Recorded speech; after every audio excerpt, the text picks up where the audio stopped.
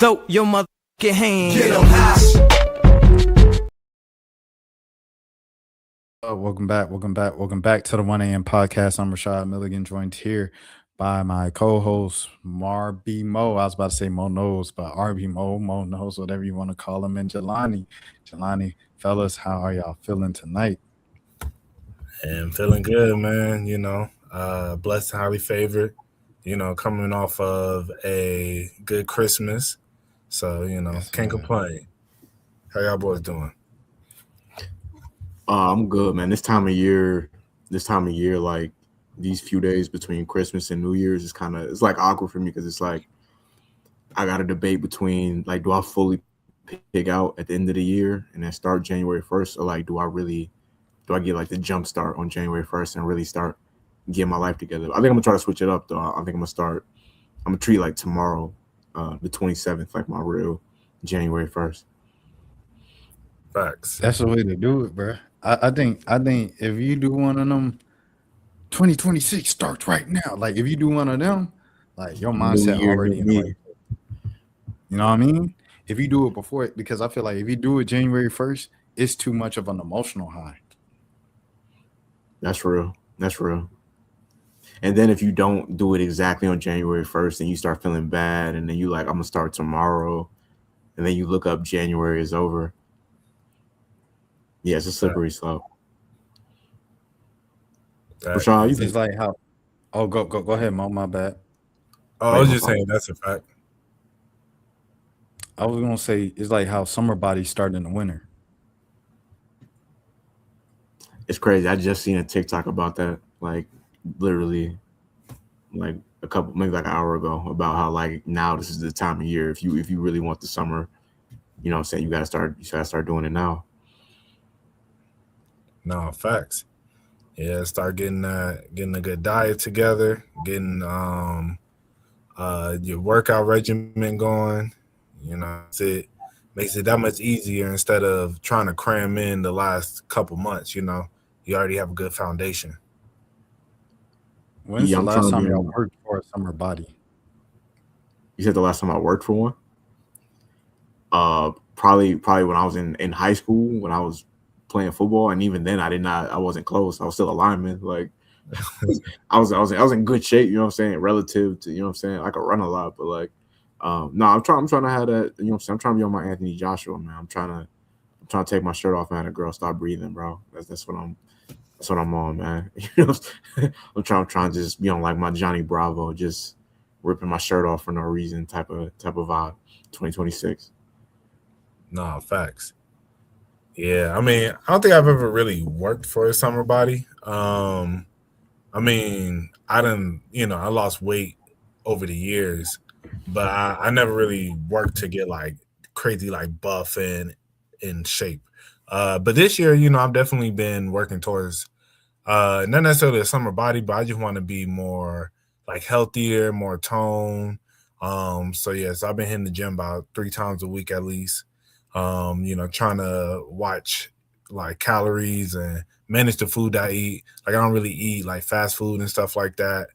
I did at Sam's Club. They got this new frozen yogurt. It's like vanilla frozen yogurt with like Oreo cookie crumbles in there, and then like little cookies. With like chocolate chip cookies in there. Bruh, that thing hit. I ain't gonna hold you. I had to bust that down, but and then been eating a bunch of the Christmas food and everything. But I'm gonna do it tomorrow. I'm off, so I'll probably hit the gym for a couple hours and try and get me a good, something clean. Yeah, I think the last time I worked towards one was a couple of years ago.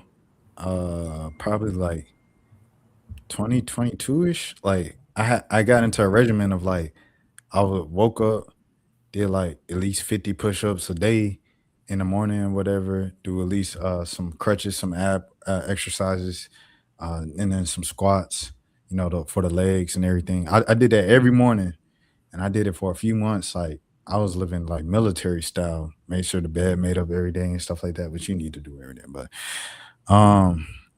I don't know. I was just on a good regimen. I was doing my skincare. That's another thing I want to like start doing every day again. My skincare routine, and I just stopped. It's like you know how it goes. Like you stop for a day or two, then you stop for a week, then you stop for 2 weeks, and then you look up and it's like 3 months went by and you didn't do it. Right. I ain't gonna lie, the skincare is the one thing that I have been consistent on for a while now. Like I don't go a day without like doing at least for sure in the morning, but I try to do it morning and night. And then, like wash and, like toner and, all that good stuff. And then I've been putting on what is that stuff called? The sunscreen.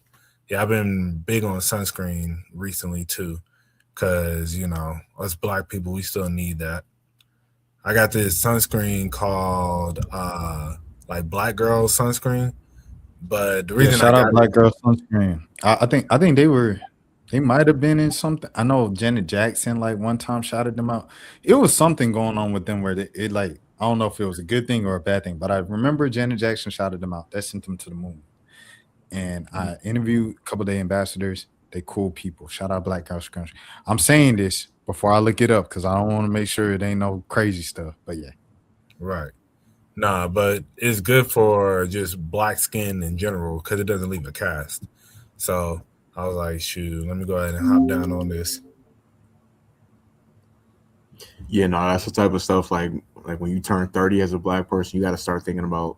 I feel like I spoke about that before, but like you got to start thinking about, like wearing sunscreen or like what food you eating. Like you kind of got to start taking your health a little bit more serious. So yeah, no, I gotta start doing that myself too, especially and not just in the summertime.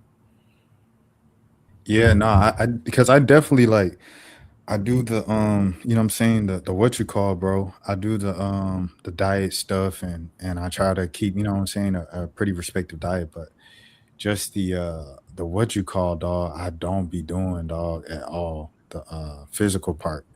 I just don't, you know what I'm saying, work out like I used to. I mean, I walk, but like that's just basic stuff. That gets the blood pumping, it's mental health stuff. But I don't do the push-ups and all that stuff. Right. You kind of naturally in great shape though. Like it's a lot I of appreciate people, it. a lot of people on the plus size. You know what I'm saying that'll kill to be that size. You know what I'm saying. Yeah, but I also want to be like Anthony Joshua and have this type of effect on Lisa Bumgarner if I take my shirt off. You know what I mean? Okay. Like right No, now, I I feel look you. good with clothes on. I want to look good with clothes off. Yeah, I just gotta convert my fat, bro. That's really it. I just gotta convert the fat to muscle. But give me about 3 months. We're gonna be, you know what I'm saying. Like I said, catch me at the. I might just walk inside like the gas station with my shirt off for no reason, just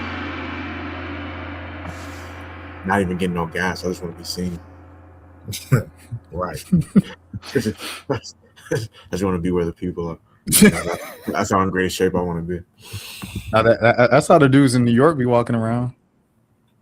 Yeah, they be lifting. They be doing not sit ups. They be doing pull ups on the street signs and all that. The Yeah, scaffolds and everything. if you live in New York and you work out in the park, they literally just do everything with their shirt off. They go to the store shirt off. They do this shirt off. Facts. All Yeah, right. speaking of, So with I was gonna try to oh do a segue, but I didn't oh know my I was. bad, my bad, my bad, my Oh, bad, no, my bad. Look, it that's wasn't. my fault. That's my fault. No. It I should wasn't. It have let you. wasn't. It wasn't better than what you was gonna do right there. I didn't. I was kind of directionless. So I'm gonna let you. I'm gonna let you take the lead on this one.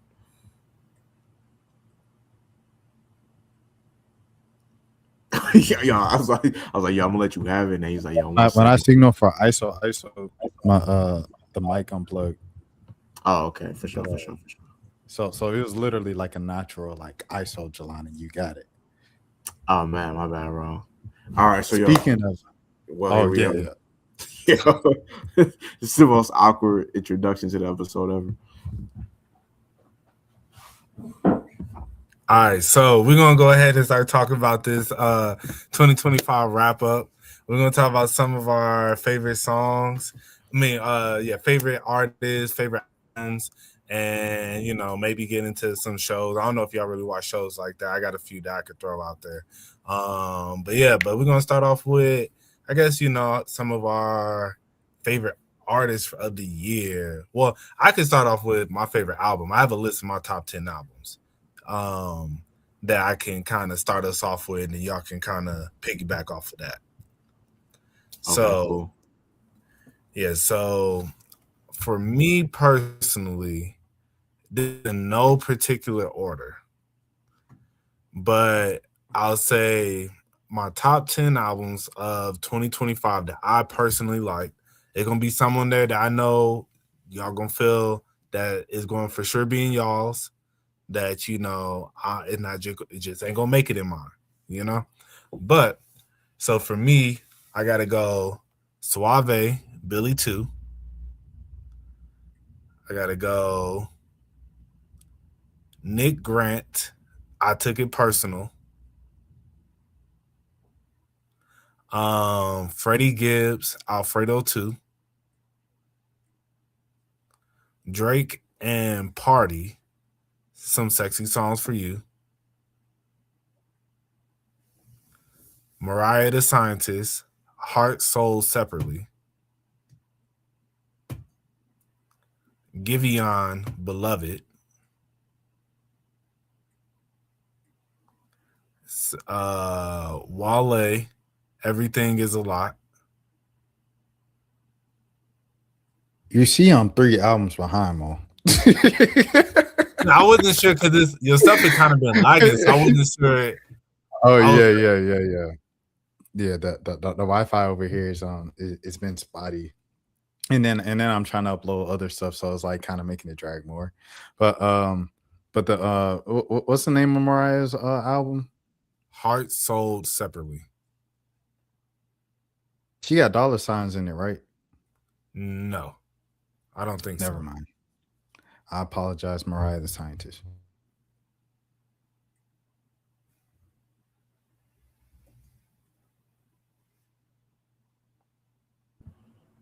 I'm doing like some I'm like going back and looking at what albums came out this year.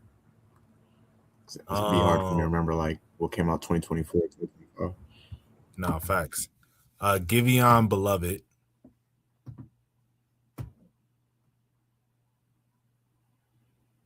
And then Wale, Everything Is a Lot. Chance the Rapper, Starline. Larry June and 2 Chainz, Life is Beautiful.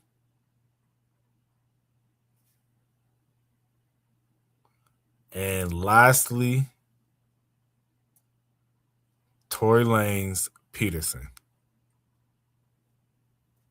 Boo. Hey, as I said, this is my personal. Hey, you can feel how you feel about it, bro. No, I respect you for even just saying it. What's the name of the album? Peterson. Peterson? Is it spelled like this? Yeah. Okay. Jelani, you going next? Yeah, I don't have 10. I'm gonna be honest. This was like out of any year, and this is something that I want to work on. Not even work on because it's not that big of a deal. But this is something that I am going to do in 2026. I listened to like the least amount of new music this year that I have in like a long time. I low key was like kind of stuck in my bubble as far as it was like certain big projects I definitely checked out, but like I didn't go looking for new music the way that I usually do this year. So like a lot of stuff I was kind of out of the loop on. But yeah, in no order as far as like my top 5 albums this year. In rap, I would go Clips, Let God Sort Them Out. Metro Boomin, Futuristic Summer. It's probably like my top 2 favorite ones that I played the most this year. I go Playboy Cardi Music. I did like that album a lot. I was listening to the Mobb Deep, the posthumous album, Infinite. I like that album. And then for the fifth one, which one would I go with?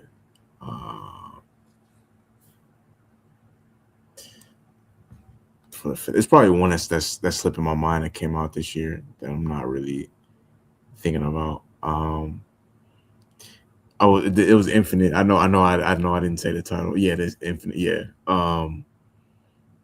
Yeah, we're gonna keep it. We're gonna keep it on the old head wave, man. I'm gonna go to the Ghostface, the Supreme Clientele too. I was in my. This was definitely like if you saw my. I think I talked about it last episode, but like my Spotify or my YouTube music replayed, it was like a lot of artists that came out in the '90s. But next year, I definitely want to get back to like really, because I used to be like super active on looking for new music. What's up, baby Rick 17? Yo, and shouts out to you, a brand man, a real brand man. You said my YouTube replay. It's a real brand man right here. Oh, I do use YouTube Music though. YouTube Music is a superior because they got everything they got the mixtapes and like all that stuff. So that's why I gotta use YouTube Music. I was trying to see how to spell clientele. Hold on. It's like a That's real. L-E. All right, clientele. All right, bet. For me, I haven't, like I said, I have the Rap Awards. We have the Rap Awards. By the way, self promo. My name is Rashad Milligan. Rap Awards will be up next Tuesday. We're doing the Rap Awards live on the stream, so make sure you're there. But I didn't do albums because it like Jelani say, I wouldn't even say it was because I wasn't listening to new music. It's just like I feel like with albums, you gotta really understand, know the album for you to, you know what I mean, rank it. And I just didn't study a lot of albums like that. It was a lot of albums I listened to first week, didn't really revisit to, or when I revisited, it was in my bubble. Listen to my 2-3 songs off it. That was kind of it, or listen to them randomly. It was very few albums this year where I just sat and really just listened to the whole thing back and forth all the time. So with that being said, these are the ones that I did listen to back and forth a lot. Suave, Belly 2. Okay, I'm a black on that beat. Okay, I'm a black on her rims. I might have a black on the girl. She tells she want to be friend. I'm running around Joe like a man. All right, anyway, let me write that down. Number 2, I'm probably gonna go. Okay. Oh, yeah. Now. Now. Don't tap the glass. All right. What you want to say something, Jelani? Oh no, I was gonna say I liked it. I didn't love it. I thought about putting that on my note because that was one of the ones that was like kind of memorable for me this year though. It's just a good album. It's like compared to Tyler's previous albums, it's hard to rank it. I know But what you're saying. It's like yeah, it's not Tyler hard. Exactly. Mm-hmm. I get it. And I feel the same way. But it's just like I listen to it the most. You know what I mean? Like I can't ignore that I listen to it a lot, No, I feel you. I'm gonna go clips right here. The birds don't sing. The bird don't sing. All right. Let God sort them out. Metro Boomin Summer. Futuristic Summer. Ristic Summer. I'm pretty sure it's summer. I'm gonna go Louisiana Shakedown. It was funny. That was kind of like his Don't Tap the Glass, but for New Orleans, his bounce music and stuff like that. Like Louisi's such a rapper, and he was like, I just want to make some bounce music, and he made it in 2 weeks, and it's some of like his catchiest songs. I gotta check it out. Shout out my brother. Yeah, Reezy cold for sure.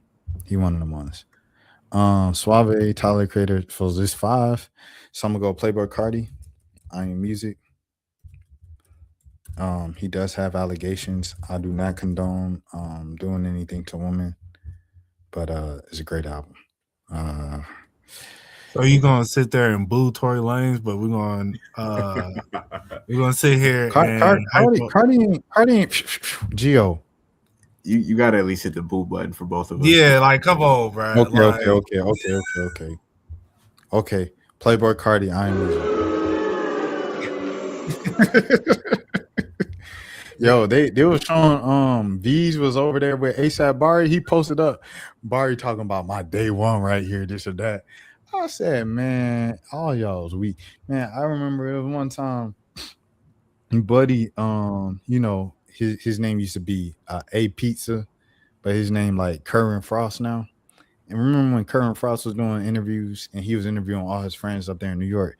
I said, dang, that whole group, like they all got allegations of putting their hands on women. It was like Playboy Cardi, ASAP Bari. I'm like, that's crazy. Ian Connor. I'm like, dang, that's all y'all was doing up in New York, just wearing Timbs and just beating y'all women? Like, goodness gracious. Okay.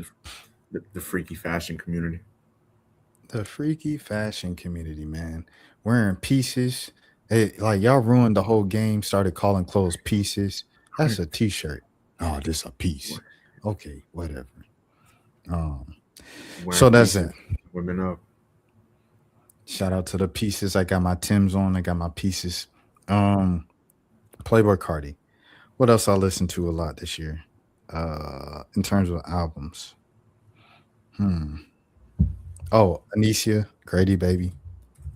I was definitely on Grady Baby like nonstop for a month or two. Grady Baby. All right, let me now I gotta look at like my actual phone now. Let me see. Who I listened to this year, man? I don't even know. Because my YouTube watch history is paused. I know. And I literally did a top albums from Atlanta this year too. And it was like 30 of them. But now I have a blank because I'm like, I don't know which ones I like the most. I'm gonna have to peep that list when you if you haven't, did you publish it already? Yeah, it's that junk is like top 30 albums. Okay. All right, just playing my stuff.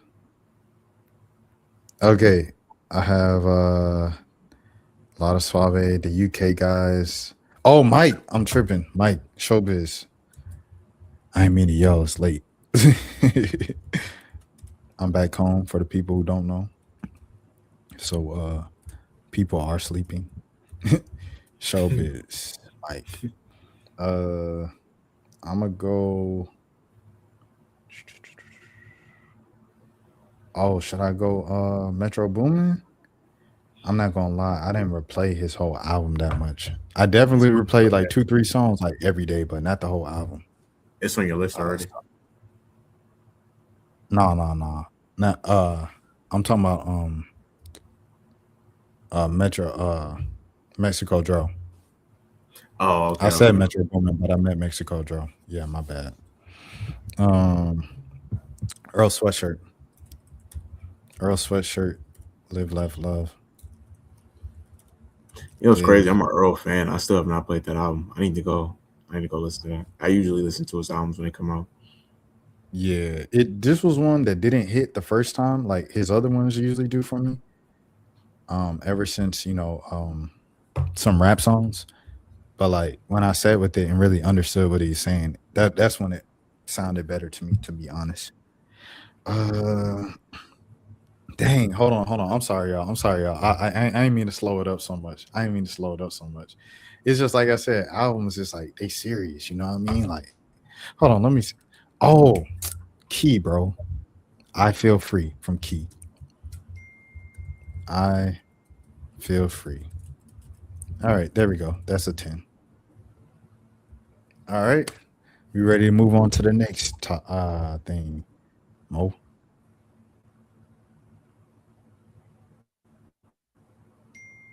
You're on mute right now. Yeah. And then, I mean, before we move on, I guess, you know, of those, how everybody feel about each other's list? Very diverse. Mo, see, it's hard because like Mo went, he got multiple genres. Well, it's mostly rap and R&B, but he diversified his. See, I gotta, yeah, man, I gotta 2026. I can't be. I'm too young to be like the old head at 30 as far as like listening to music. You know what I'm saying? Like I gotta get better at listening to new. I'll be aware of everything. That's the thing. It's like I'll know everything that's coming out. It's just like actually sitting down and listening to new music for some reason it'd be like hard for me sometimes. But yeah, no, it's a lot of it's diverse though. Like all the selections is it's a lot of diverse taste. Yeah. I'm pretty sure, Jelani, if you had Spotify, your Spotify music age would be about 45. Basically, definitely real like the Bluetooth headset type of age. Right. Like you got a jogger in the crib. Yeah, no facts. Nah, and then, I feel Rashad had more of the. I feel like his list is very more of like the eclectic, more not conventional, like hit albums, like good music, but not the stuff that most people gonna go run and listen to. So Yeah, I it's kept like that. a I lot was of gonna say put on music. my bad, bro. Nah, you could. I was just gonna say it's a lot of like music to put people onto type stuff. Yeah, I was gonna say I kept it somewhat young with the Metro Boomin and Cardi, but even though they both like 30 plus too. But Nah, facts. Isn't that weird? Like, I talked about it before, but I just think it's weird when people are like, I want to connect with the kids, Playboy Cardi. I'm like, Playboy Cardi's our age. Like, he literally came up with us. He was in college making this music when we were in college. Right. I mean, but you also got to think like when we was in middle school, like graduation coming out, Kanye was like 30. Yeah. Yeah. And it wasn't like we looked at Nas was Kanye like he was 17 with old. Illmatic. Say it again. Nas was 17 with Illmatic. Joey was 17 with like 1999, making very mature music at 17. Yeah, I was just saying because it's like the idea of a rapper being 30 and still being loved by the kids is it's not a new thing. It's just now like they got Wikipedia. So, like I don't think people knew. Like when Jay-Z was putting out the Blueprint, Jay-Z was like 31, 32 around the time. But I don't know how many people that was teenagers back then even knew what Jay-Z's age was. You know what I'm saying? In 2001. Right. Now I think the thing with Cardi is he stays. Not only is his music very much trendy for the younger kids, but I think also like his fashion and stuff like that. So all that keeps him so in tune because they look at him for all those little stuff. And I think his music has evolved to where that's where a lot of the kids that connect with him now, they were like 13 and now they're like 20. And so to them, that's why he's their GOAT. Because when they were 13, that pivotal age, he was like 23, but he was making the soundtracks for their high school years and stuff. So that's why I think he was able to connect with that younger generation so well. He still connects with them. Because as I said, like if you under about 20, 23, 24, Playboy Cardi is king. There's probably no better artist to you than him. But that's because when you was 13, that was the best. He made the best music ever to you. When we was 13, we had, Cole and Drake. Well, actually, not even 13. Like, well, When we was nah. 13, it was like Wayne, Kanye, Soulja Boy. Soulja Boy was definitely popping when he was like 13. But Drake and they wasn't too far after though. That's when he was like 14, 15. Yeah. They were like Drake, J. Cole. I mean Drake. Well, I think for me personally, I'm younger than y'all by not that much, but like I'm younger than Rashad by like basically a year. I'm younger than you by like maybe like 7, 8 months. But yeah, I think I was like 13 when Best I Ever Had came out, like around that time. Yeah. Yeah. So, that's why for us, as we got to the age that they're at, like a lot of the kids who, as I said, they're under 25, those artists that we were listening to back when we were like 14, 15, when we was in our early 20s, they were still like king of what they were to us, So I think that's why Playboy Cardi has that connect, because when they were, let's say, in high school, as I said, those are the most pivotal years of your life as far as music. Like whoever you listen to throughout high school is going to, you're going to have a special affection for them forever. So, and I think that's why they connect with him. But I get it, like it is kind of crazy. You've because you don't think of him as a young person. 'Cause I guess there's so many other artists that they connect with, like an NBA YoungBoy who is younger. But as I said, Cardi was just the one that was just at the top during that time. And if it wasn't, Lil Uzi is still kind of like that, but at the same time, he still doesn't. He kind of fell off a little bit, realistically. He just not as consistent. Yeah. If I think Body Rock was just bad for Uzi, to be honest. Why you say that? It was too big. Because after Body Rock, it was like he was going the way he wanted to, and then Body Rock, after that pop, he just went a different way. Like he was like, okay, I'm gonna spend a year or two just doing dancing songs, like you know what I mean, like hip shaking Body Rock type music. And then it was like now he trying to go back to, oh, y'all want the old Uzi back? And like now people is like kind of moved on to like these kids. Yeah, and I think with not his last album, but the album before that, the one with like the pink cover and everything, I think with that one, he kind of went into like a bit of like a screamo kind of like rock area. He like really tried to get into rock star bag. I think that's what kind of killed him too, because that album wasn't hidden for real. He had a couple good songs on there, but realistically, as a whole, it was nowhere near what it was with like Love Is Rage 2. Like Love Is Rage 2 was probably his peak. When he had that Virgil cover, man, that album, that one, and then Lil Uzi versus the World 2, bro, both of those albums goated. But after that, it's just kind of like, it was cool. So, because with Love versus the World, bro, Love versus the World 2, that man dropped the regular, nothing but bangers on there, then dropped the deluxe. And then the deluxe was even harder. And it was just like, bruh, this man is going crazy right now. So, yeah, I think Uzi, I Just Want to Rock obviously was a big song 2 years ago, but I would just say his commercial peak was probably like 2016 through 2020, which was, actually 2015 through 2020, which, that's like the normal time span for a star rapper, about like a 5-year run of like real sustained success. And then usually like the next generation starts coming up like every 5 years in rap. So yeah, he probably, he'll still be able to do like shows and festivals and stuff, and he'll probably have a few more hits, but I don't know if he'll ever be like, I remember when Eternal Take came out in 2020, we were like, that was when the pandemic, it was like a kind of a new thing around that time, and that was that I feel like that kind of slowed his career down too, the fact that his most anticipated album came out during the pandemic. Like people couldn't really enjoy that album outside the way that they probably should have. yeah.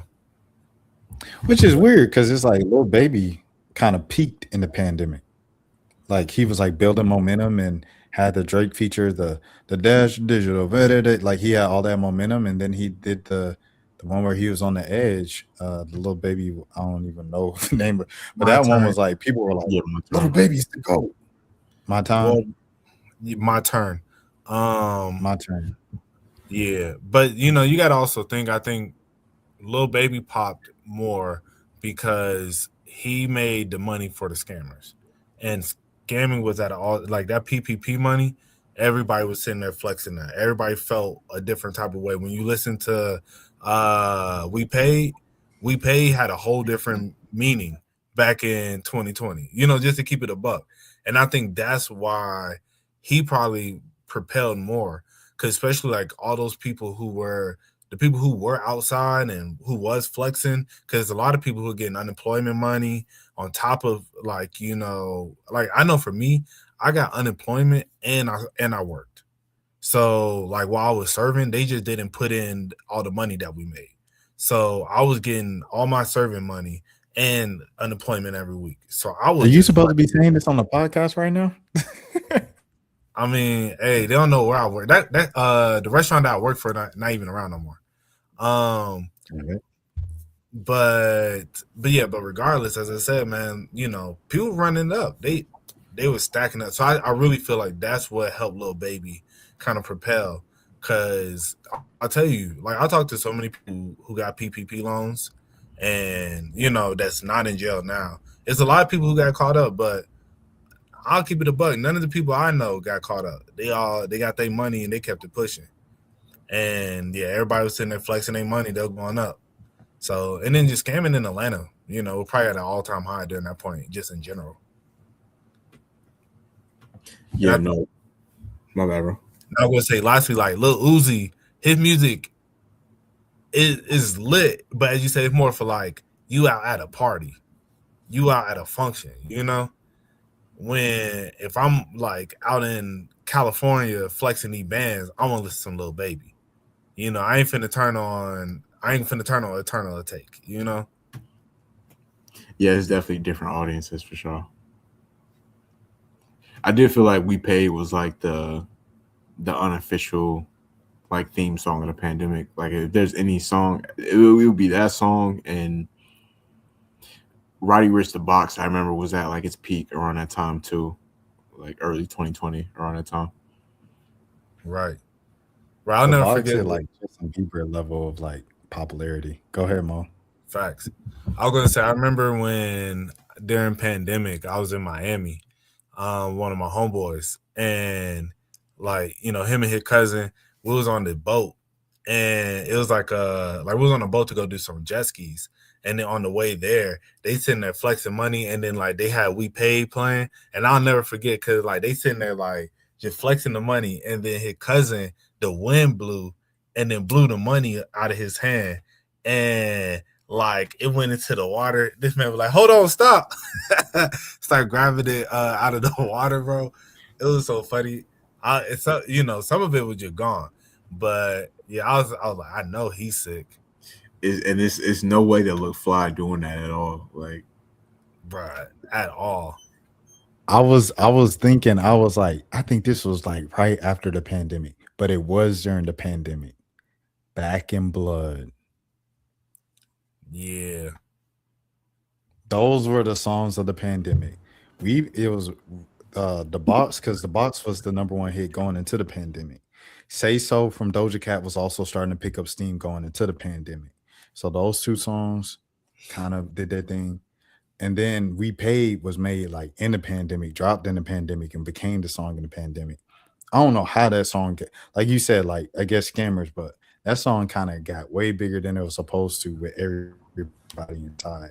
That wasn't organically too. Yeah. And then but the Back in Blood, that went crazy too. Like, oh yeah, man, Back in Blood was cool. Yeah, he was low key. Oh yeah, we have a whole episode about that. Pooh Shiesty like encouraged like health. I had to explain that because like my barber's, he's like 50 years old. I had to explain that to him. I was like, because the first day out freestyle came on in the barbershop, like they just playing videos on shuffle. And I had to explain to him, I was like, no, he's the reason why like all these kids the last few years was wearing the Shiesty mask. Like the reason why they even call it the Shiesty mask is because of Pooh Shiesty. Like think about how influential that is right there. To have a garment named after you. Facts. Break forever!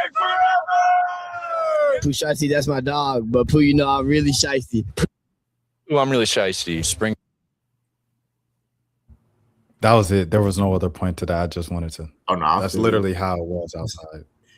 Hey, another song, like not to get sidetracked, but like another song that like low key shook up pop culture that came out during the pandemic when it came out was WAP. Like when WAP came WAP out, was that a video, moment. bro, Like the way they built that up and branded it, like because remember, I don't know if you guys remember, they had a live stream of like over Zoom where it was Meg and Cardi in different places, and they had a countdown after they like talked to each other on the live stream, and then they premiered the video. And I was like, this was kind of like they built up the hype for that before it even came out in a way that was like, how did you do this while everybody in the house? yo, it was rappers like Snoop that been talking crazy their whole career that was on the internet like, yo, we need the ladies just to be a little bit more tame, like leave a little to the imagination. Like, bro, the old heads, the old heads they didn't like that song. Like they didn't receive that one well. No, facts. Yeah, WAP went crazy though. I think of that song. I think of Kylie playing it at one of our friends' weddings, and the mom was there just looking like so uncomfortable, and I was like, why did she play this? And then I was like, why did you? She said, yeah, that's why I played it. And I was like, oh my goodness, like some kids they don't have like a stop playing button. They just like they go all the way with it, bro. Like they just committed to trolling, bro. Who did this? But before we go back to the wrap up list, I want to say this. This is like the biggest thing going on in Atlanta right now. And I don't listen to none of these jokers because none of the sound just ain't for me. I do like It Girl. Let me put that on record. I like It Girl. Y'all know Glory Girl 2950 is a friend of the channel. Shout out to the whole Hot Sauce record. Shout out to Bear One Boss. This just isn't my type of music. It's just I try. I really try. I want to stay tapped in. I want to know about the kids. Some things are just better for the kids. Hey, you got to know where you are in life. This ain't for me. All that it just sounds like that. It just sounds like noise to me. And I talked to my mom and she said, it sounds like noise to you, don't it? I said, yeah, that's exactly how it sounds. She said, yeah, that means you're getting older. So it's just, hey, the kids can connect with it, but the Nine Vicious, Apollo Red One, Teases, Diamond, who Skate Star, B6, Young Fifth, all y'all jokers that's running the city right now. It just ain't for me, man. I gotta start at Veda. Anybody Veda age and up, Anicia, Caribou, the late 20s, mid 20s, early. I gotta work from the youngest person I listen to is Lareezy. And Lareezy, he appealed to my generation because he got an old soul. But yeah. I want to play this because this is like the biggest thing that happened in Atlanta. They did this show earlier this week.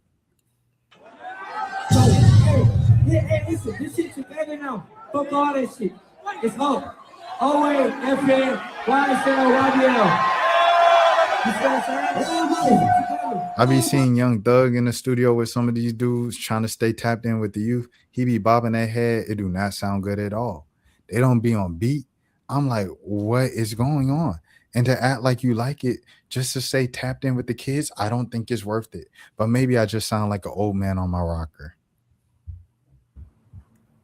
Yeah, I don't know. I don't listen to none of them.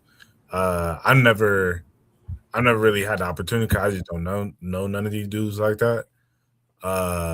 You see, yeah, this type of music definitely don't appeal to me. But hey, you know, I mean, I just don't like Playboi Carti as it is, and I feel like a lot of these dudes are just variants of him. So Playboi Carti sons. Yeah, so it just never really appealed for me. The only thing I might listen to is like Ken Carson and Destroy Lonely. But anything below that, because they are variants of Playboi Carti, but they're still at a high level. Like, so I can interact with that and enjoy that a little bit better. But the rest of these dudes, I just can't personally. So I feel you. And 9, he another one of them. Yeah. He another one of them.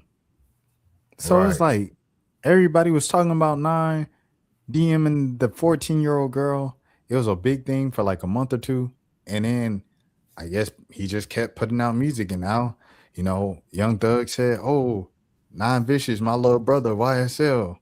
And everybody just started loving him again. And I'm like, okay, y'all just won't forget. Y'all called this man this and that.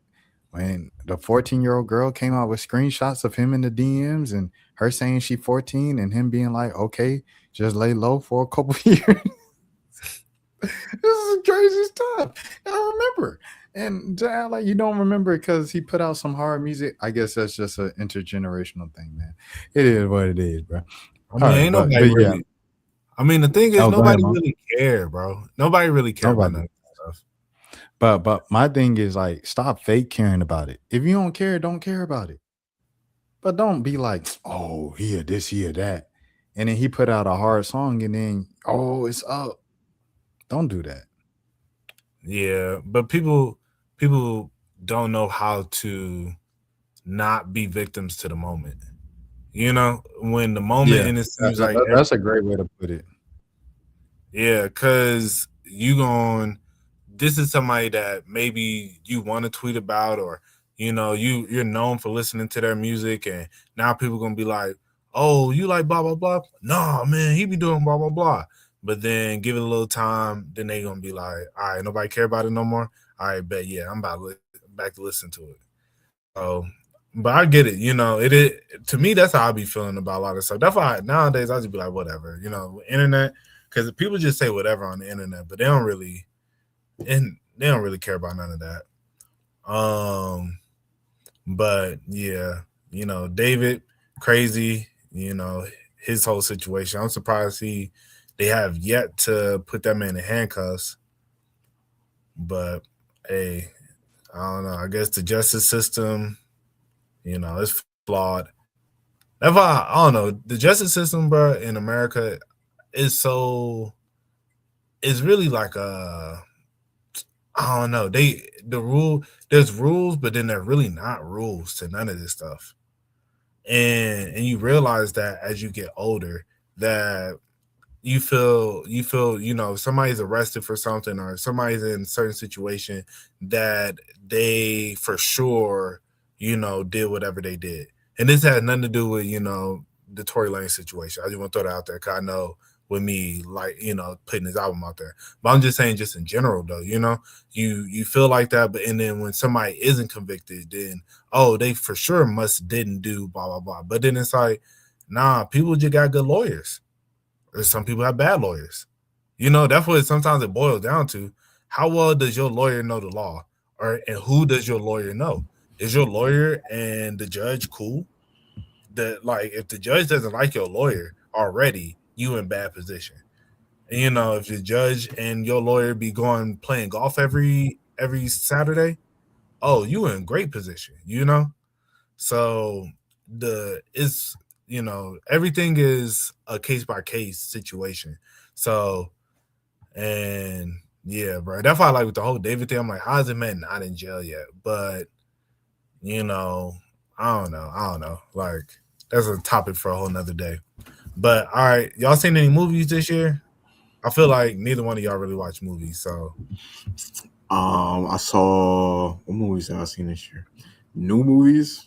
I saw Zootopia 2. Okay, I thought you were about to be like, yeah, you know that one movie, Boys in the Hood. New, yeah. Yo, y'all seen that movie? Baby Boy. It just came out. Nah. Yeah, I saw Zootopia 2. That was cool. That might be the only new movie I've seen this year. That's not good. Yeah, I ain't gonna hold you. That's kind of crazy. But I've seen movies for the first time this year that came out in the past, but like, yeah, man. 2026, I gotta get back in my pop culture bag, bro. I'm slipping. What movies you saw for the first time this year? I seen this movie called Miracle Mile that came out in the 80s, like 1989, which was like super dope. Like this end of the world movie. I saw this movie called The Game. It came out in 1997. was Oh, bro, I thought he was about to say something like, "Yeah, I seen Bad Boys 4, like 2024 movies, oh 22." no, every movie I saw that came out this year that I saw for the first time came out in the 80s or 90s, man. Yeah, I'll be you know what it is? It's like because we were alive technically in the 90s, but like because we didn't really live through the 80s or 90s, like a lot of that stuff from that era is new to me. So it's like I'll be having to juggle going back to the past and finding new stuff from back then and finding new stuff from now. And it's it's like a juggling act. But I gotta get better with keeping up with the current times. Nah, I feel you on that. I heard Zootopia 2 was good. My niece loved it. I gotta watch Zootopia 1. Yeah, I've never seen the first one. I literally was just like when you be with girls, you just do certain stuff. So right. Yeah, nah, I feel that. That's how I ended up watching Hamilton because of my ex. She I would have never seen that movie. And I watched it, bruh. I was like, this is amazing. Got a couple songs downloaded and everything. I heard I great am things. not throwing away my shot. I don't know if we talked about this, but I feel like we might have talked about this on the pod. But do y'all remember? I know, like, I remember the name Alexander Hamilton, but do y'all remember learning, like, in depth, like, his story, like, everything that happened with, what was that? And something Bar. I can't remember buddy name. But yeah, like how he got killed and how he was like, from the Caribbeans and all the different stuff. Do y'all remember his story, like in depth? No, I don't think no, not in depth at all. Okay, so and it's funny because after me and my ex watched it, I remember I was like, man, this is crazy. I told her, I was like straight up, like, I didn't know none of this. And she was like, you didn't know about Anthony Hamilton? I was like, I mean, I knew who he was. I heard the name before. So, like, I can't tell you all the information about him, but I've heard of him before. And she was like, and she made it she really kind of. She was definitely gaslighting. Definitely gaslighting. Yeah.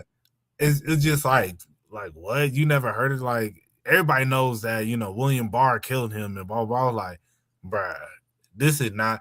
I had an A in U.S. history. I, for a fact, remember nothing about no Anthony Hamilton. Not Anthony, but Alexander. I know about Anthony Hamilton. But, Jolene. but yeah, but all right. Okay, I just wanted to. Anthony, not Anthony. Anthony, not Anthony.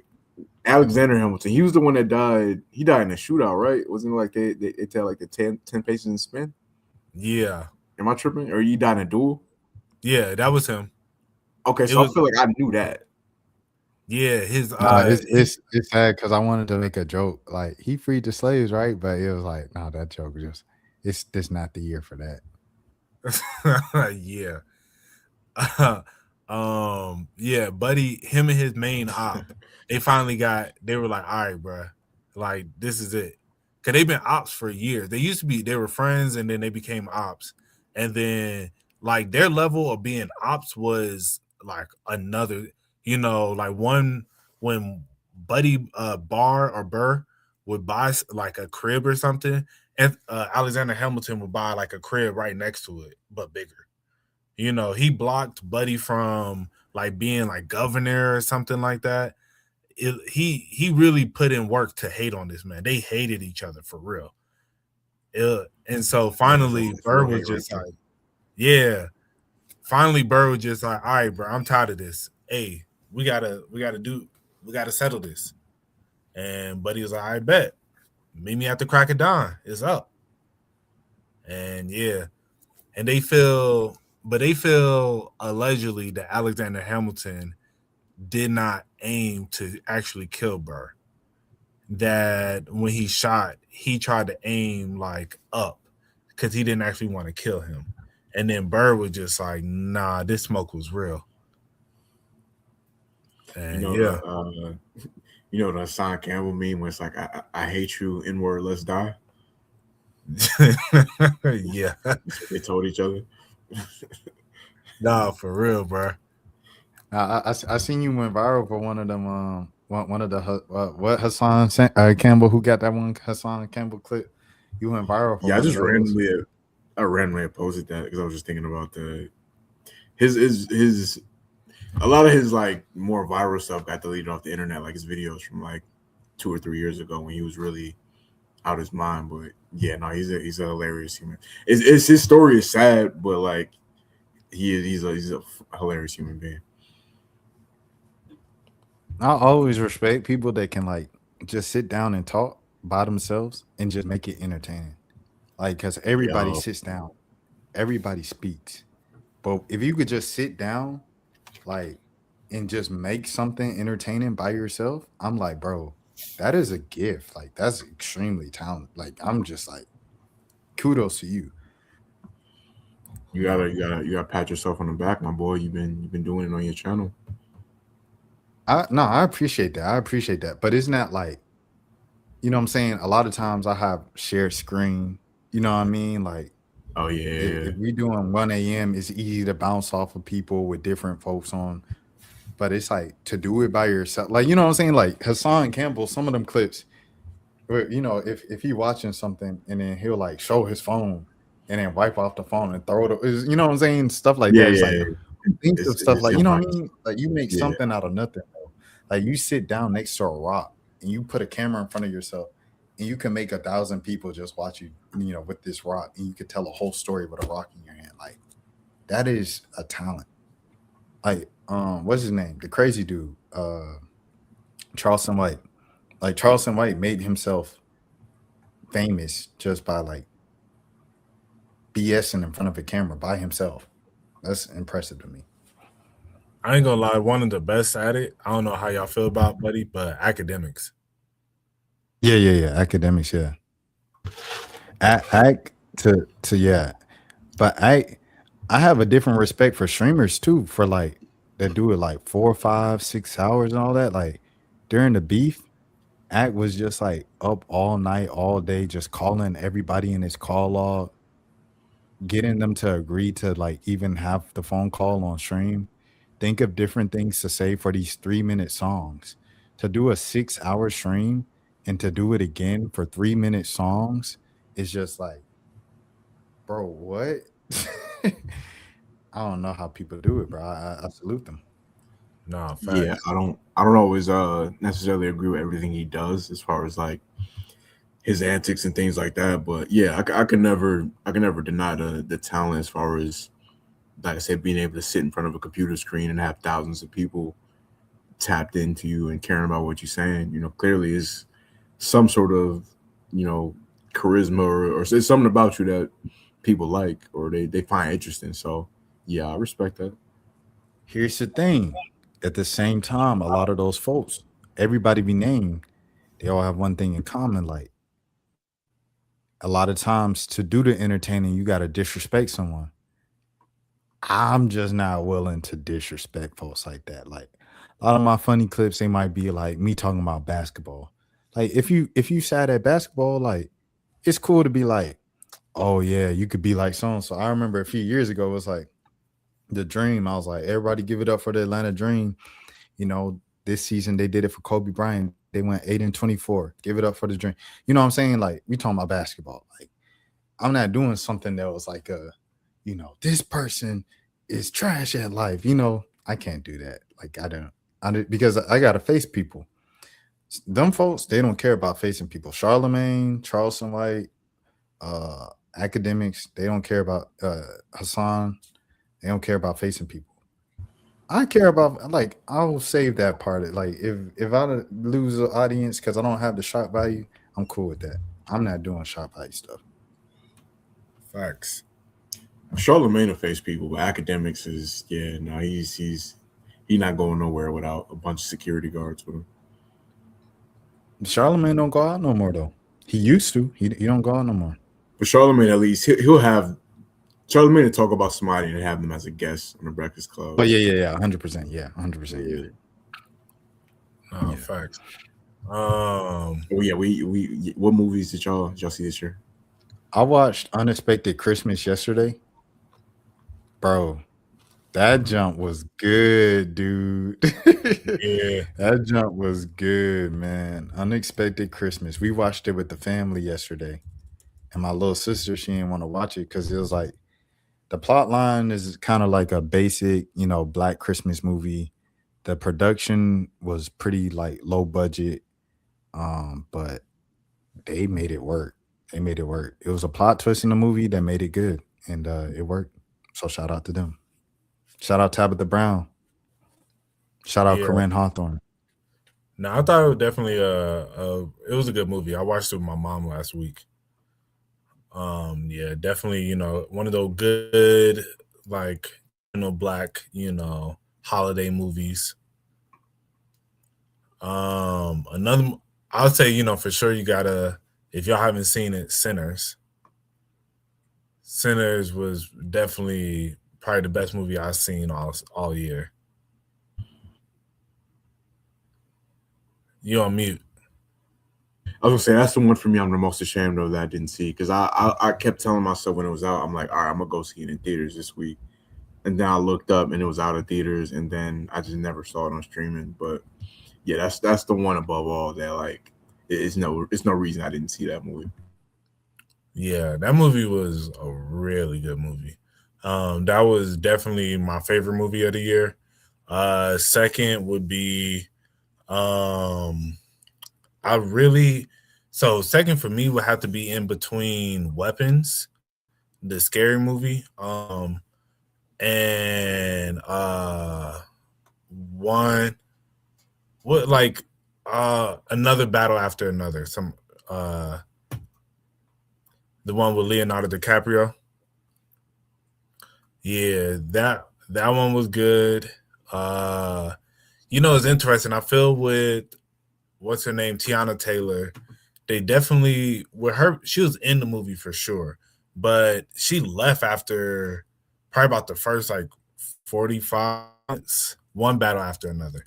But she left after probably really like the first 30 minutes, because then the movie went on and she wasn't. It was like glimpses of her throughout parts, but she wasn't really in it. So that part kind of threw me off. Where I was like, y'all hyped the movie up with her in it, and she's a main figure because her, she's the mom of the daughter, and all that other stuff. You got to see the movie, but as I said, it just kind of threw me off. I thought she would had a longer role in it.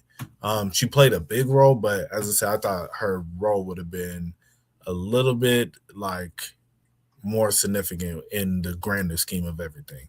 But yeah, that was a good movie. And as I said, Weapons was a really good movie. It was a scary movie. F1 was amazing. That I knew I heard about it being good, but then yeah, really watching it, great movie. Man, I went to go see that Mission Impossible movie. Way too long. I couldn't. I fell asleep.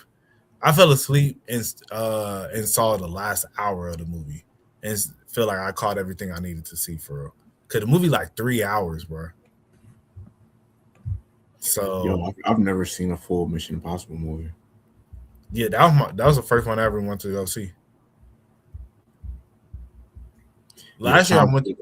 Oh, what you say? Now I was gonna say Tom Cruise he playing the hits now. Like if it ain't a Top Gun movie or Mission Impossible or something like that, he ain't coming outside. No, facts. I saw Top Gun last year. That was actually a really good movie. The new one. I was surprised. Yeah, I heard it was fire. Yeah. And then last movie I'll throw out there, it's this movie called, dang, what is it called? It's on the tip of my tongue. Novocaine. It's about this banker who cannot feel pain. And it pretty much, the girl pretty much the girl that he was with, that he just ended up like falling in love with. She got kidnapped, so he went after her to try and rescue her and stuff. But yeah, it was a really good movie. I don't know if y'all watched The Boys, but it's Huey from The Boys in it. Do y'all watch The Boys? No, I'm aware of it. I've never. I know it's based off a comic though, isn't it? Yeah. Yeah, I remember. Okay, is that the one that has Homelander in it? Yes. Okay, all right. So see, I'll be knowing about a lot of stuff. It's like actually diving into it, but I'm aware of like a lot of stuff that's happening in pop culture. Facts. Yeah. Yeah, that Novocaine. Yeah, it was interesting because because he doesn't feel anything really. So it's like when he eats, he has to eat a certain he only can eat, what is it? The food, it has to be like mushed up and stuff. He can't really eat solids like that, because if he does, then he may chew and accidentally like chew his tongue, and because he can't feel it. So, and then it'll start like, that happened once where, he'll bleeding, and, he just couldn't feel it. And now it's like, darn about to kill himself. But yeah. And that, as I said, he's Huey in The Boys, who is, he's just a significant person in the show. But yeah, that was a really good movie. I really enjoyed that. Yeah, I remember seeing the trailer for it. It looked like an interesting plot. Last movie I'm gonna bring up is, it actually did not come out this year. It was the movie that won the Oscar for Movie of the Year last year. Well, this year technically. And yeah, I cannot remember the name, but it was Wasn't it in Spanish or something like that? Nah, it wasn't in Spanish. It was Russian, so it had like a lot of like Russian stuff. But for the most part, it was English. Anora. Yeah, Anora was a really good movie. I saw that movie because I was like, this movie won movie of the year. Let me check it out. And yeah, it turned out it was actually a really good movie. I was thinking of Amelia Perez. That was the one that I was thinking about. I don't know if that was in Spanish, but I know that was another one I was nominated last year. This year. I think it was. I think that was in Spanish. Okay, that makes sense. Yeah. But yeah. I ain't gonna lie to you on the thing about movies. I had people mad at me that I don't know all the nooks and crannies on like the high school recruiting class and like everybody's outlook on the team, and I'm like, bro, like I'm trying. but yeah, I say all that to say it's just so much out there to know. I don't know everything. Right. But yeah, I don't know nothing about no movies. But Unexpected Christmas was good though. I used to watch a lot of movies in when I was in Atlanta because I had someone who one of my homegirls, she worked at AJC and she had an AMC card. So she was trying to get them points up. So I was like, she would invite me out so she could get points. Nah, I feel that. So I used to be a little tapped in. Huh? What's some of y'all favorite songs this year? Oh dang, you scared? Okay, all right. Oh wait, no, you said. Would we skip a category? I ain't know if we was going to TV shows or I ain't know. Oh, my fault, bro. My fault. Yeah, that is the logical follow up. I'm gonna let y'all start it off. Any shows that Yo, this is the the Diddy dot count? Oh, that does count. That is TV. I'm gonna go Surviving Sean Combs for sure.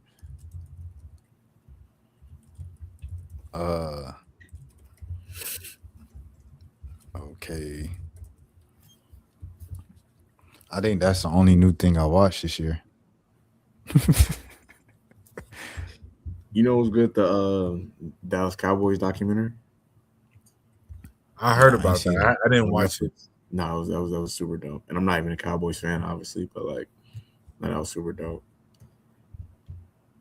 Um, New TV. I didn't watch any new TV this year. Not gonna lie to you. I watched that doc. I did watch the Diddy documentary. Um, the reason why this episode is gonna work is because of like we're so good at the in between banter. That's like it low key don't even matter. That it's not necessarily like the most complete. You know what I'm saying? Review this year. You still getting a quality episode, guys. It's just folks that listen. We all turned. I think we all did turn 30 this year. Are you correct? Yeah, Yeah. Yes. yeah. We all had a lot going on, man. It was an eventful year for all of us. Yeah. For me personally, this year, for so many years, I was always on the go. Always just moving and, never getting time to just sit at home and just kind of relax. So I really kind of went out of my way this year to like with like movies, TV shows, like albums, just sit back and just chill and watch stuff. Because I said like for the longest, especially like when I working in restaurants, I would literally work until about midnight, get home around 1. I'll be sleep, I work the hour. So then I'll probably get up around like 11, 12. And then from there, it's only a little bit of time before I got to head back down to work. So, and that's if I went to bed at 1, 2, so that was a consistent cycle for me for so long. So now I've just been kind of like, let me just kind of slow down a little bit and just really tap into more stuff and find joy in other things. So yeah, so that's why like for me, yeah, I'm finna have like, a pretty solid list. But like that's why for me with everything, I've been just taking time to really tap into all that stuff. So with that being said, Severance. Severance on Apple TV. Amazing show. I'll say that will probably be my favorite show that I watched this year. Severance, The Studio with Seth Rogen. Yeah, Severance, bro, crazy show. It's about I think we spoke about how when they go into work, they go down this elevator and then their mind is severed. So when they go down into work, they have no clue who they are outside of work, and then when they leave work, they have no clue who they are inside of work. So yeah, great show. The Studio. Oh, you about to say something? Well, Severance, that's not the one. I don't think. Okay, Succession, that's the one I was thinking of. That's just on HBO. Yeah, I Okay. need to watch Succession. I heard that's really good. Yeah, I did too. Yeah. Severance, The Studio, with Seth Rogen. That was a really good show. Essentially about like as if Seth Rogen was the head of a studio, like a movie studio. Really good show. All Her Fault. All Her Fault was a show that was about it's I can't really it's pretty much this little kid got kidnapped and it's about trying to figure out who did it, and it's a lot of different events that led up to it, and it's like a crazy plot twist at the end that you would have never guessed. But yeah, great show. Another show that I really liked that it wasn't the best show, but I just enjoyed it. Platonic. Show called Platonic, with Seth Rogen as well. It's with him and the woman. It's like Rose something. I don't know if y'all ever remember the movie that he made, like it was like Neighbors. I think that's what the movie was called, Neighbors, where he lived like next door to like a frat house, and it was Zac Efron was in the Oh frat house. yeah. You know what you're talking about. Yeah. Yeah, him and the woman that plays the wife, they are the main characters, and they're just like best friends, and they go through a bunch of stuff, but they're just best friends. It's not like where it has a love story at the end. It's just they're just a genuine platonic friendship, but it's like a comedy. So yeah, that was really good. And let's see, was there anything else that I really enjoyed? There's this one show called Shrinking that I really like. Shrinking, it's with name Jason's not I think not Bateman.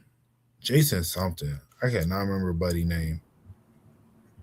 Jason Segal.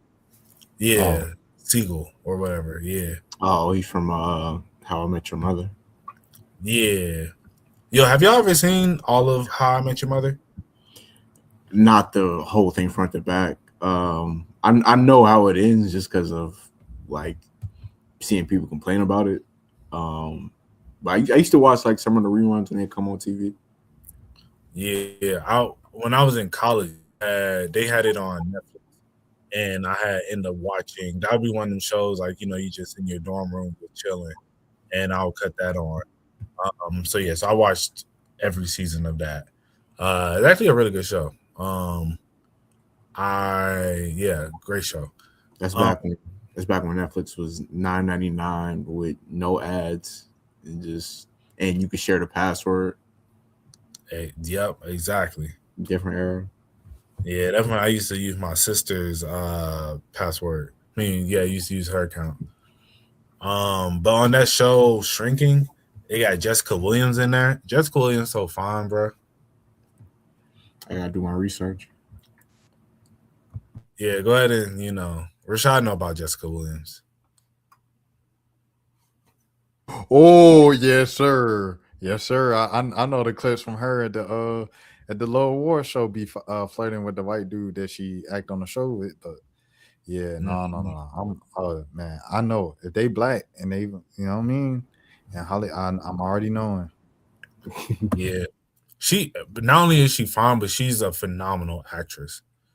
Like very witty, very just a really good actress. But also fine. Like she it's a sleeper because she's beautiful and she got like a nice body.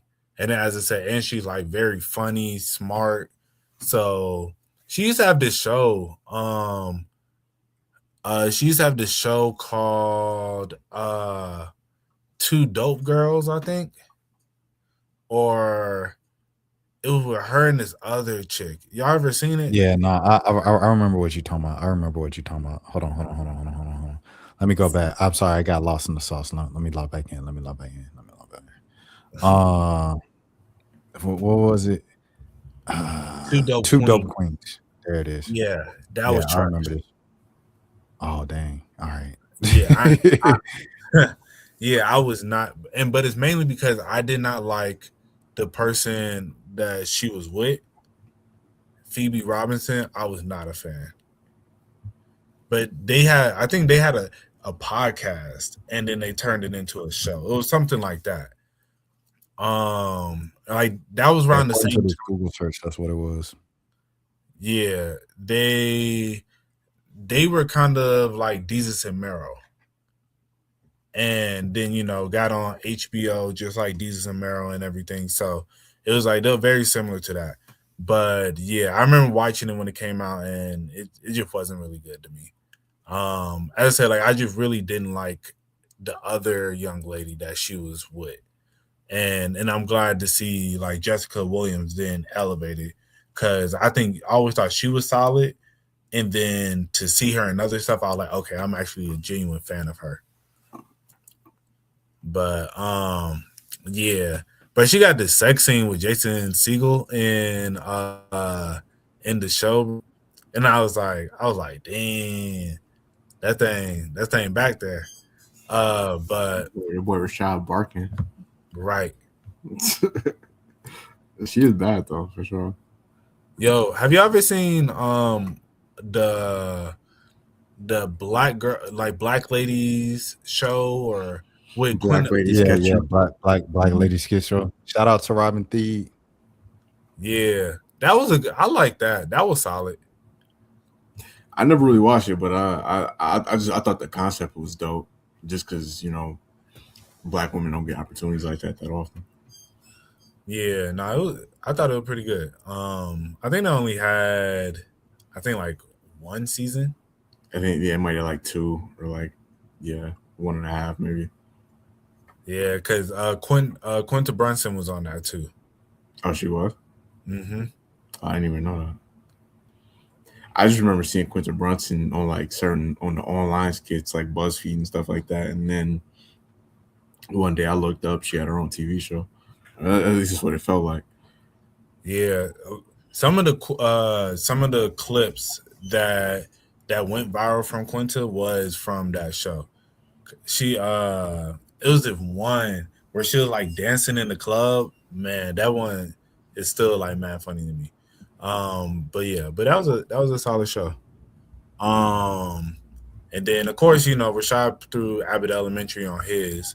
We didn't talk about it, but Abbott Elementary is a great show. I love that show. That's low key Shout out my becoming brother Zach Fox. it might end up becoming like a classic show in the long Oh run. yeah, for sure. Just because it's coming up on like 5 years it's been on. Or at least 4 maybe coming up. Yeah, Zach Fox, I'm putting this out in the public. Zach Fox is definitely on my like dream interview list. Like I remember when I seen him once and I saluted him, he saluted me back. But like I wanted to ask for a picture or something because I was such a big fan, but I didn't do that because I didn't want to look like I was glazing. right. No, I feel that. Because everybody else was like cool, and it was a protest too. It was a Cop City protest. Yeah, that wouldn't have been. you got to know having a place for it. Definitely time and place. No, facts.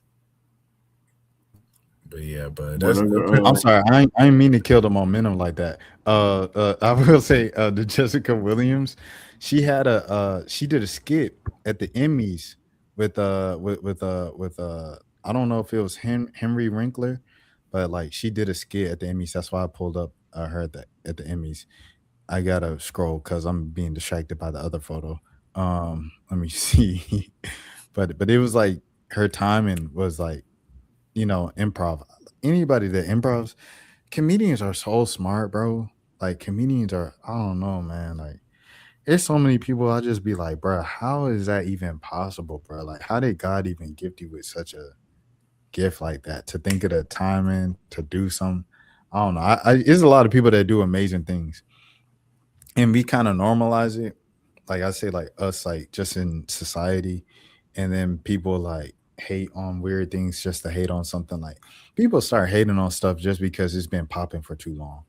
And it'd be stuff like that just like appreciate this stuff, bro. Like it's a lot of greatness going on right now, bro. right. No, facts. Yeah. No, in general. Yeah. So did y'all want to go? We closing in. Jelani has like 10 minutes left. So yeah, let's go to the next scene. Oh wait, hold on. I gotta do one for the clip. I gotta do one for the clip.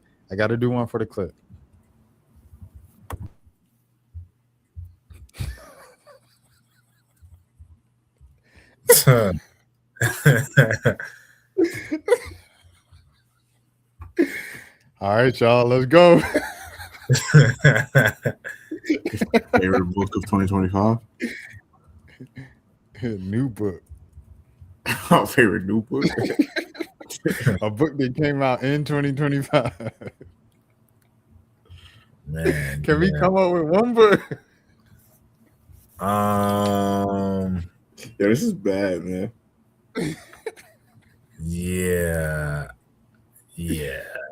I don't think I got any new books from 2025. I'm gonna go Terrence Moore, bro.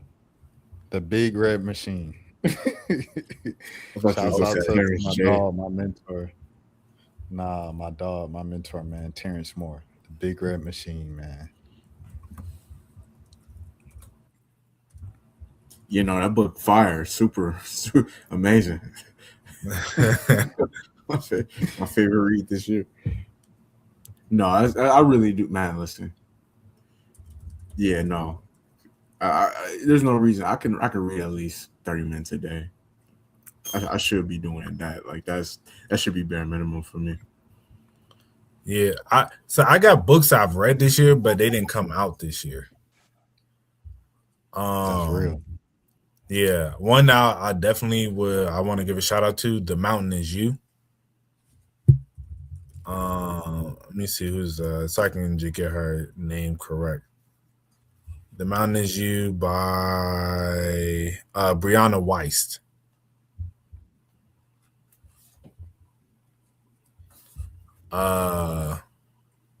Yeah, it's a great book. You know, it really talks about how just like, you know, a lot of instances where you how, like, you know, just talks about self-sabotage, how a lot of people take themselves out of position just so that they don't get the chance to be put in position, you know?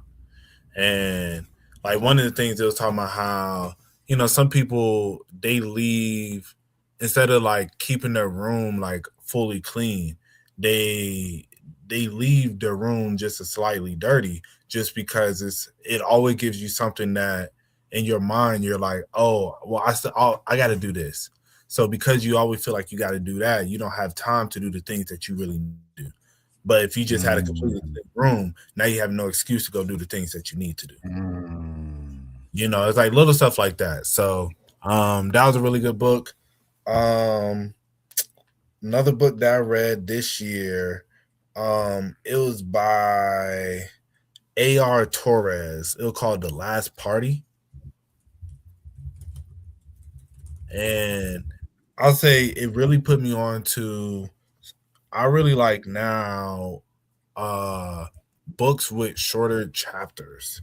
Like it was a longer book, but it had shorter chapters with like different context. So it just felt like it keeps you constantly intrigued. But yeah, The Last Party, that was a really good book that I read this year. Yeah. And then last book that I for sure gotta give a shout out to. What is the name of it? Hold on real quick. Let me just grab it.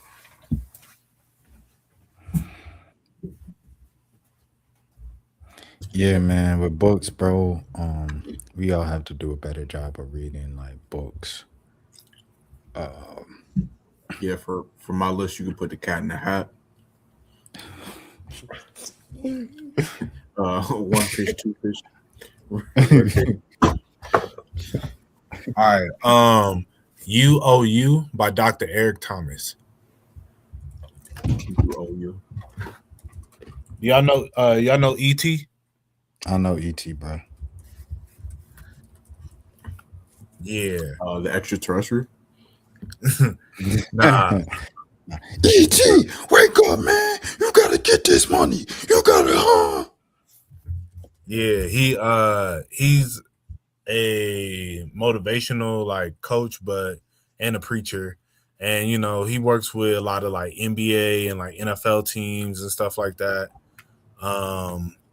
And yeah, so he has a lot of good like motivational speeches and stuff.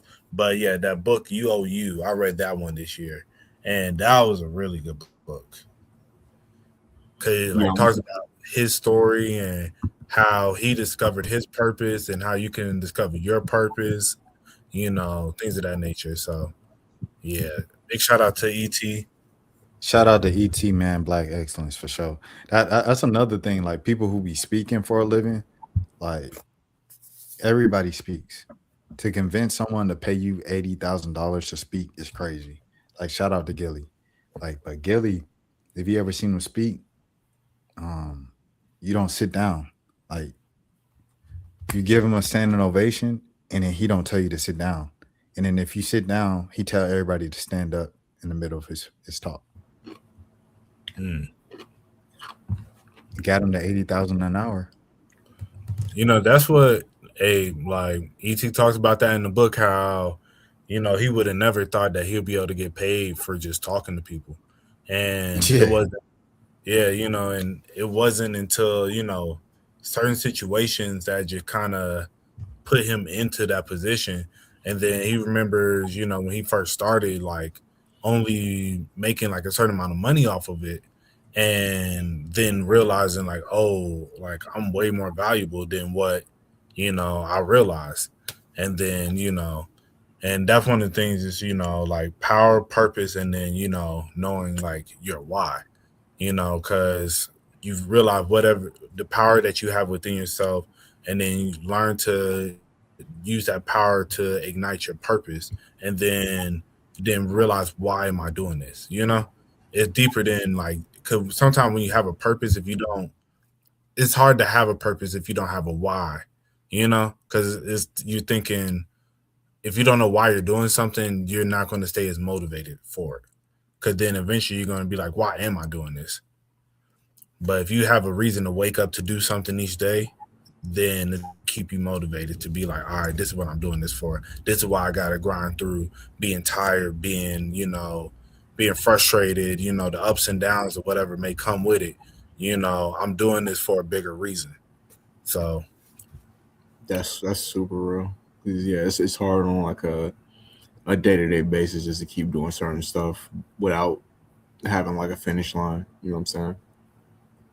exactly. So but yeah, man, you know, those are my top 3 books. A couple other books I read this year, but they were kind of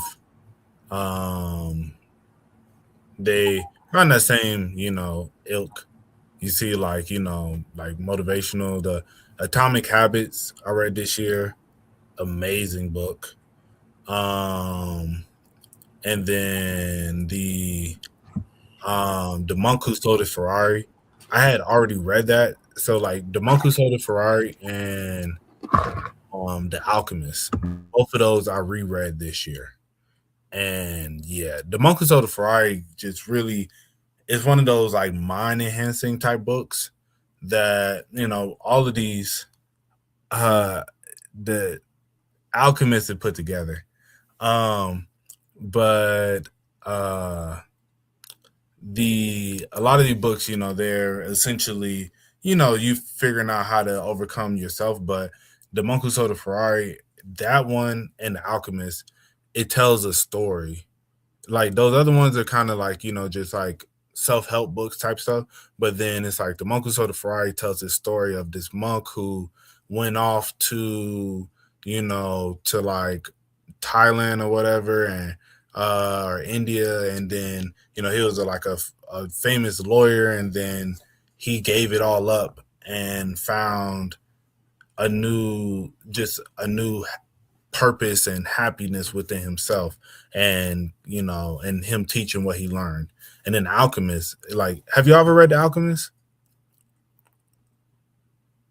We had Nah, it assigned to us in school, but I it's ain't read another it. book I've heard of, but I never read. Yeah. Nah, we had to read it like in 8th grade or something like that, but I ain't read it. Yeah, The Alchemist to me that's probably one of my favorite all-time books, just because it's a story about, yet again, like following, you know, your path. And the whole thing about it is, you know, you go through the journey of it. He went through this entire journey to find this treasure that ultimately was in his backyard the whole time. And but the thing is, the treasure could always be right there, but sometimes if you don't go through the journey, the trials and the tribulations that come with it, you'll never figure that out. You know, sometimes some people look at it like, man, it was here this whole time, I wasted my time, like, why did I even do this? But it's like, if you didn't go through that, if you didn't go through all these ups and downs, then you would never hey, shout out to The Alchemist. One of my favorite producers of this year. but then you would have never be able to appreciate once you do find a treasure, and you would have never been able to find it just in general. But yeah, great book. I would definitely recommend it. Always, that's one I say everybody should read, and it's a lot of allusion to the Bible within it, which I love. So I think that's the part that really draws me to it as well. How it's like this great story about self-purpose and like owning your path and everything and all the trials and tribulation. But then, as I said, it brings so much of illusion from the Bible and within it. So yeah, like it's crazy as I've read more of the Bible. 'Cause I really, this year, hey, number one book I read this year, the Bible, man. Go ahead and throw that on Well, my when list. you said that, I was like, when you mentioned the Bible, I was like, oh dang, I should probably put the Bible on mine, huh? Yeah, no. But yeah, but What's as your I was favorite? reading it, What was your favorite book from the Bible this year? my favorite book from the Bible, I will say probably Romans. Shout out Romans. Romans always Yeah. a good like post baptism type of book to read. Mm-hmm. Cause I love how with Romans you really it is really giving you more insight on, I guess, just like not how to really be more like Jesus gave us, within the Gospels. He gave us all these lessons, but then it's like Romans to me gives a little bit further in depth into it of a lot of the lessons that he taught you, and then into like explaining certain aspects of it of why, I don't know, just like why certain things are why you don't do certain things and how you should treat certain people, and not certain people, but treat people in general, and stuff like that. So I really liked Romans. But yeah, so I'll say that. And uh, my favorite actually, and then in Psalms 119. Psalms 119 is the largest book in the Bible, and well, the largest chapter. Yeah. And it's a bunch of different. It goes through the entire Hebrew alphabet with different, like they're not poems, but like different, just I guess scriptures in a sense. I don't even know exactly what to call it, but my favorite one within that was Teth. It's like T-E-H-E, meaning T-E-T-H. And it ends, because it's each one, it goes through the entire alphabet, so each one is different. And then so with that one, it ended where it said, your my pretty much your love is greater than any like gold or silver, essentially. I had to go to it so I can quote it directly, but and yeah, just pretty much like, yeah, like the your love for me and what you have to offer is greater than what any gold or silver can offer me. And I think for me personally, as how I was living for so long, I did not. I live more for money, than for Christ. And I think this year has definitely helped me, like in reading the Bible, definitely made me realize, like, okay, let me tap more in with the Lord, and because this money ain't going to do nothing for me in the long run. No, Oh, 100%. I forgot I was unmuted still, so I was like, I don't even have to wait to say something. I say, yeah. Jelani, you unmuted? Oh no, I was gonna say, no, that's valid what you were saying about just getting closer to God. Like that's valid. yeah. My bad. So the law of your mouth is better to me than thousands of coins of gold and silver. And yeah, like, the Lord's law will will always be better for you in the long run than just trying to, as Jesus said, it's harder for a camel to get through the eye of a needle than it is for a rich person to get into heaven, well, into the kingdom. And Was it Kirk Franklin? what about him? I'd rather have Jesus than silver and gold. That's crazy. Silver and gold. Come on, y'all. Right. That is. Yo, okay. And then so let's end it on this note, man. One of the craziest discussions that everybody's having within the community right now. $1 trillion or 10 minutes with Jesus? I'm gonna answer this question real quick, just before I well, I didn't know if y'all was gonna wrap the episode together or if y'all wanted me to head out, if y'all was gonna keep going or not. If we're gonna get another episode in soon, then we can just wrap it up, because we almost had 2 hours anyway. Okay, cool. Yeah, no, I would. It was $10 trillion, or you said 2 hours with Jesus? No, 10 minutes with Jesus. 10 minutes? Yeah, I'll take the 10 minutes with Jesus, just because I feel like I would know more. I feel like I'd get punished for not taking that option either way. So I feel like that's the option I'm supposed to take. No, facts. I had texted Rashad about it because Pastor Mike Jr., somebody who I really like, I like his music. I be seeing clips of his, of his sermons, and I like him. But this man said he'll take the 10 trillion, man, and he'll give his 10% to Jesus. And I was like, bro, you missing it, in my opinion. And it's crazy to me that I feel more people did not, like, I haven't seen this talked about more, where, especially more people in like the Black community, like really say something. But because to me, I think of it in the sense of that 10 minutes that you have with Jesus is going to be 10 minutes that are going to help you get closer to salvation. Because he's not, I look at it as like this. Jesus ain't finna just pop down and just be like, hey, what's good, bro? Like, what you been up to? How's life? Just talk about, like, as I was telling Rashad, I'm like, you ain't finna just be popping in with Jesus like,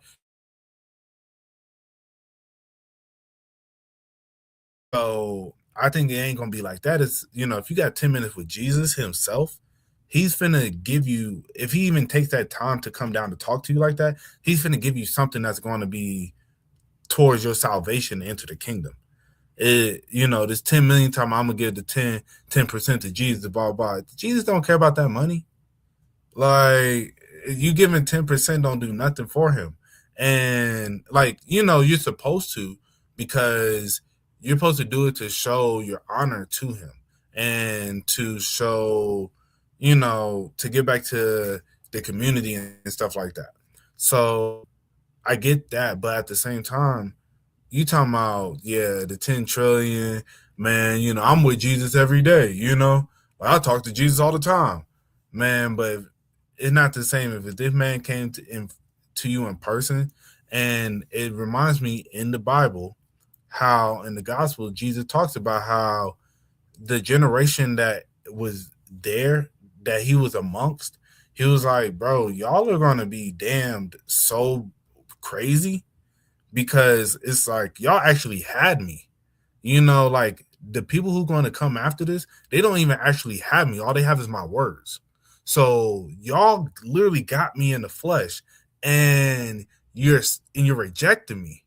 You're rejecting my words as I'm right here.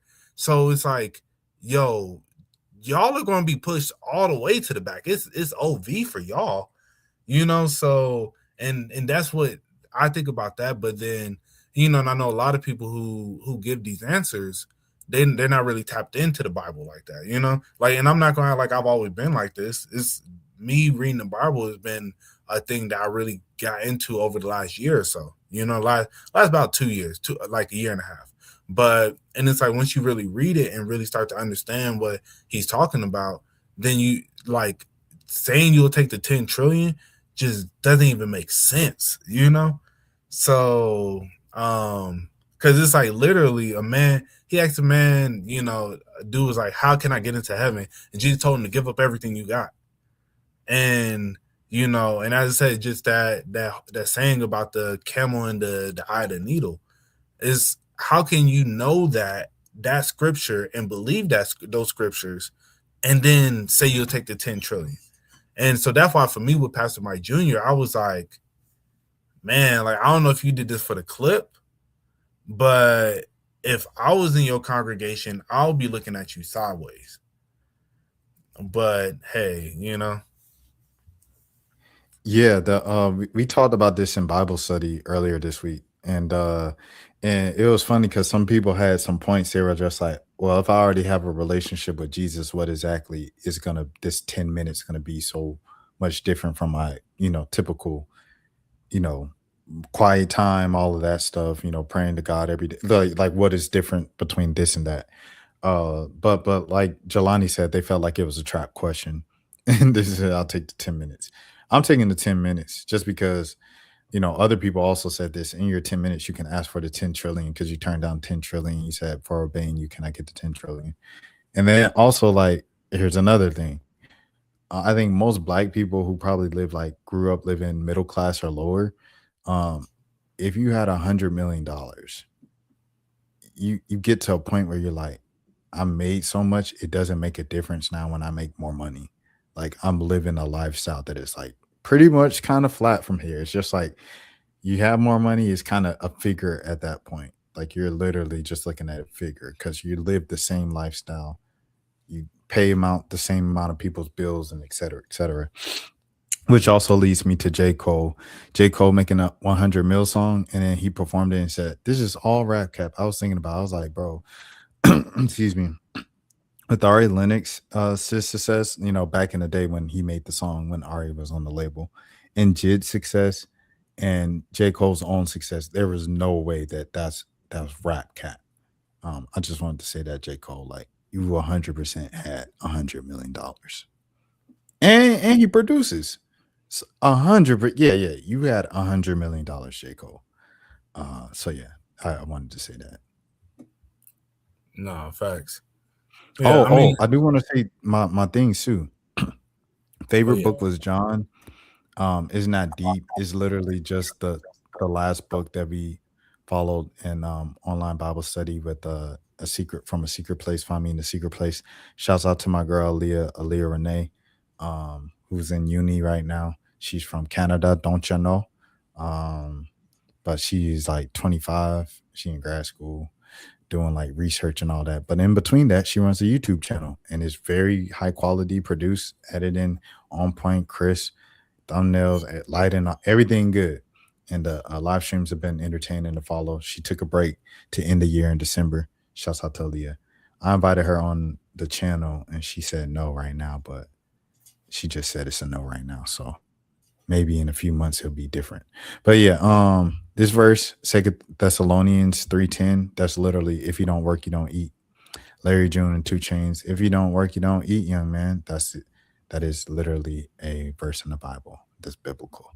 I did not know that until 2 Chainz and Larry June rapped it. And then the chapter is 1 Corinthians 7. This is the chapter about singleness. Obviously, as we mentioned earlier, Jelani mentioned earlier, we all turned 30 this year. None of us are married. None of us have a child that we know of. So with that being said, you know, it could be, you know, it gets to the age where you start getting up there and you start thinking about these things, legacy, all of that stuff. The Bible calls for believers to be single because if you're single, you have more time and attention to devote to him. The whole thing about the Bible is really just like, devote everything to me, like give everything to me, which is what Maurice was saying earlier. I'm sorry, my bad saying the government slipped up. But yeah. So but yeah. So that's the whole thing.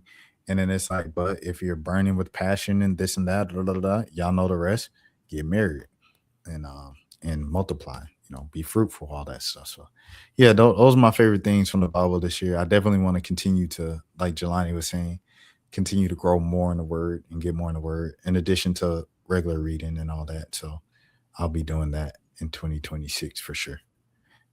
And yeah, so that is part 1. of our best of, man. 2021. I mean 2025 1 a.m. wrap up. Fellas, anything else y'all want to say before we get out of here, man? Yeah, no, we got I'm guessing we're gonna do part 2 next episode, or is that gonna be like a different?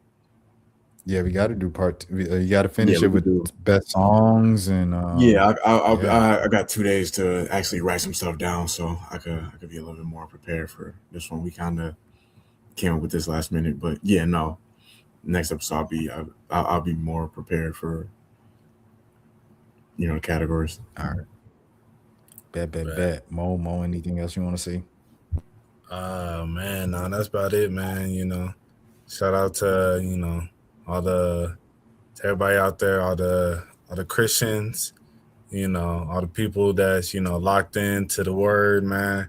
I just want to give shout out to everybody, man. Hey, we even if you're not Christian, man, I still got love for you. As we supposed to all just love each other. That's the greatest gift that we have in this world is love. So always remember that. I thought it was to inspire. You said what? I thought it was to inspire. I mean, I don't know. I haven't seen it. Where did you get to inspire? You don't know that's like the famous Nipsey Hussle quote. Like it's low key like probably the most impactful thing that like Nipsey Hussle left on earth is to say the highest human act is to inspire. Oh, facts. Okay, I thought we were still talking like something from the Bible. I was like, okay, I ain't read that verse. Oh no. That ain't biblical. That's a Nipsey Hussle crip rolling 60s. I mean, shoot. I mean, that might be a little biblical if you really think about it. The book of Crenshaw. The book Right. of Crenshaw. Yeah, but like this is literally might be arguably like his biggest like contribution to humanity, like that he left on earth. I mean, anytime you have a quote that is legendary, you stamp, you good. Like Deion Sanders, to be honest, like yeah, he was a great corner, great da. But him saying like you look good, feel good, play good, like that's the quote that I thought of too before you even said the bro, quote. bro, literally like is good. He stamped for life because he said that. So, or like I have a dream. Facts. Play good, followed by I have a dream is crazy. I mean, it's not the same context, but like that MLK, that is look like if you don't know anything about Martin Luther King, I have a dream. Is Kevin Durant the first person to say talent beats hard work when hard work beats talent when talent don't work hard? Is Kevin Durant the first person to say that? No. I feel like that's been around for decades. I'm gonna look it up. Hard work, because I want to know now. Beats talent. Who's the first person to say this? And then we out of here. It's a very unrealistic thing. Oh, I should look at that. Is Kevin Durant? I thought so. He definitely not. I promise you, was the first person to say that. Yo, nah, it's Kevin Durant, bro. Nah, it's somebody. Kevin Durant, bro. Hey, Kevin Durant, Nipsey Hussle, Deion Sanders, Martin Luther King Jr. Right. All similar people. Yeah. KD saying this is hilarious, bro. Nah, facts. All right. Okay, well, I appreciate you guys, man. Where can the people find you guys on social media? Underscore Jelani, 2 underscores at the end on Twitter. I'm never calling it X. Twitter / I'll say Twitter / X. We can only do it when Mo says it. Fact. Y'all boys can find me on RBMO ____. You can find me on that's on Instagram. You can find me on TikTok at RubberBandMo, and you can find me on X at Monos _. So yeah, tap in with your boy. Hey man, shout out to the brother man, not the other man. And Us, never them. Shout out to Anthony Joshua. I hate you for making me have to get a 6-pack. But salute to you. Hey, Black Queen forever, Snow Bunnies never. No facts. Yo, real quick, Yeah. man. I had to apologize to my coworker, bro. Cause I told him I was like, bro, you gonna marry a white woman. And like I didn't have to apologize, but I was like, you know what, that wasn't my place to tell you that, even though you probably but yeah. I had this man was drinking unsweet tea. He from Alabama. I was like, oh yeah, you definitely. And then I was like, what's your favorite black movie, bro? He said all of them. I said, name one. He was like, Tyler Perry. I said, yeah, you cooked. All right, bro. All right. You say Boys in the Hood. Like I feel like that's easy. Like Friday, Boys in the Hood. Like you said, Yeah, there's too Tyler. many to pick from. Crazy. We appreciate y'all. We'll see y'all as we finish up this stream on Monday night. Yes, sir. Yeah. Monday night. You guys heard it here on the airways first. 1 a.m. We'll be back. Peace. Now, throw your motherfucking hands. Get 'em high.